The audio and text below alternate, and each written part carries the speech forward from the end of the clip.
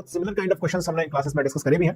तो अगर आप इस क्वेश्चन को देखें तो बिल्कुल बेसिक सा इसमें डायोड्स आपको दिए गए हैं, रेजिस्टेंस यहाँ पर दिया गया है 3 किलो ओम का, 2 किलो ओम का, 2 किलो ओम का, और आपसे इसमें पूछा गया है, देखते हैं क्या पूछा गया, current Ix flowing in this 3 kilo ohm resistance branch, ये आपसे पूछा गया है। चलिए तो क्वेश्चन को रीड करते हैं पहले। Assume the diode in the circuit shown are ideal, यानी कि यहाँ पर जितने भी डायोड दिखाए गए 1 2 3 4 5 डायोड इसके अंदर दिखाए गए सर्किट के अंदर, ओके।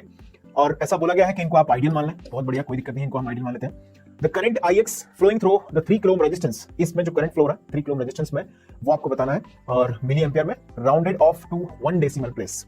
ये न्यूमेरिकल आंसर टाइप क्वेश्चन था। तो आप अगर देखें रिसेंट ट्रेंड जब से न्यूमेरिकल आंसर टाइप क्वेश्चंस आना शुरू हुए हैं 2014 के ऑनवर्ड्स, तो इस पर अच्छा खासा वेटेज कवर किया था गेट पेपर में, और बहुत बेसिक सा क्वेश्चन है।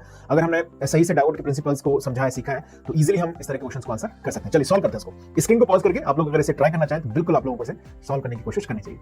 Now I am going to solve this question. So इसको सॉल्व करने के लिए सबसे पहले मैं डायोड की नेमिंग कर देता हूं। यहां पे जैसे मैंने बोला ये D1 है, ओके, D2 है, ये D3 है, ऐसे नाम रख दिए इनके, D4 D5, जिससे हमको समझ में आया किस डायोड की बात हो रही है, ओके। सो दोस्तों इसमें आइडियल डायोड की बात की गई है, एंड यू ऑल नो कि जो डायोड आइडियल होता है वो दो ही तरह की सिचुएशंस में ऑपरेट करता है, यानी कि जब तक कुछ अलग से मेंशन नहीं कर दिया जाता तब तक हम आइडियल डायोड के अबाउट दो ही चीजें कंसीडर करके चलते हैं। जब वो ऑन होगा, ऑन स्टेट में होगा, तो एक्ट करेगा as a short circuit element, यानी कि ऑन स्विच की तरह बिहेव करेगा, और जब ये ऑफ स्टेट में होगा तो ये एक्ट करेगा दोस्तों हाई रेजिस्टेंस एलिमेंट, यानी कि हम बोल सकते हैं ओपन सर्किट, ओके। तो हमें यहाँ पर ये भी एनालाइज करना होगा कौन सा डायोड ऑन ऑफ कब होगा, और ऑब्वियस है कि इस तरह के क्वेश्चंस को हैंडल करने के लिए हम कई बार अजम्पशन से भी जाते हैं। जैसे मान लीजिए हम कुछ भी हमें जो लग रहा है, सबसे उलझुल अजम्पशंस पे नहीं लेना है, आपको ऐसा अजम्पशन सोचना है जो आपको लगता है सबसे क्लोज टू है, एग्जैक्ट है इसके, ओके। आपको लग रहा है कि हाँ इसके होने के चांसेस बहुत ज्यादा है, उस अजम्पशन के थ्रू जाएंगे तो थोड़ा सा टाइम बचा पाएंगे वहां पर। देखिए D1 D2 D3 डायोड्स में अगर मैं समझूं, ध्यान से सुनना, अगर मैं आपसे बोलूं कि D1 डायोड ऑन है,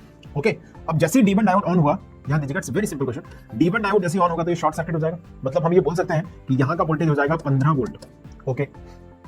सो इसका मतलब हुआ कि जब D1 डायोड ऑन होगा तो इस नोड का वोल्टेज हो जाएगा 15, और आप जानते हैं डायोड के अंदर जब P रीजन का वोल्टेज N रीजन से हाई होता है पर्टिकुलरली, तो उस कंडीशन में डायोड कंडक्शन में आता है, यानी कि ऑन स्टेट में रहता है, और P टू N वोल्टेज अगर लो नेगेटिव है, P टू N का पोटेंशियल डिफरेंस जो अप्लाइड है थ्रू रजिस्टर, वो अगर नेगेटिव है तो हम बोलते हैं डायोड ऑफ स्टेट में रहेगा। तो क्लियरली आप बोल सकते हैं यहाँ पर 15 हुआ तो यहाँ पर 10 P साइड ऑफ D2, और यहाँ पर है 15, तो ऑब्वियसली D2 ऑफ रहेगा और D3 भी यहाँ पर क्या रहेगा, ऑफ रहेगा।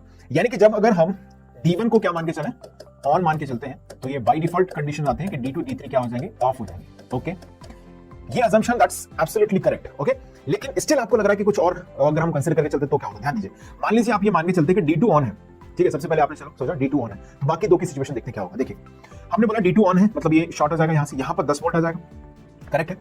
अब ध्यान दीजिएगा, यहाँ पर 10 वोल्ट है, यहाँ पर सप्लाई है 15 वोल्ट, क्या ये डायोड भी ऑन हो जाएगा? एग्जैक्टली, ये भी ऑन हो जाएगा। तो दोस्तों ध्यान देना जरा, अगर यहाँ पर 10 वोल्ट है और ये ऑन हुआ तो यहाँ पर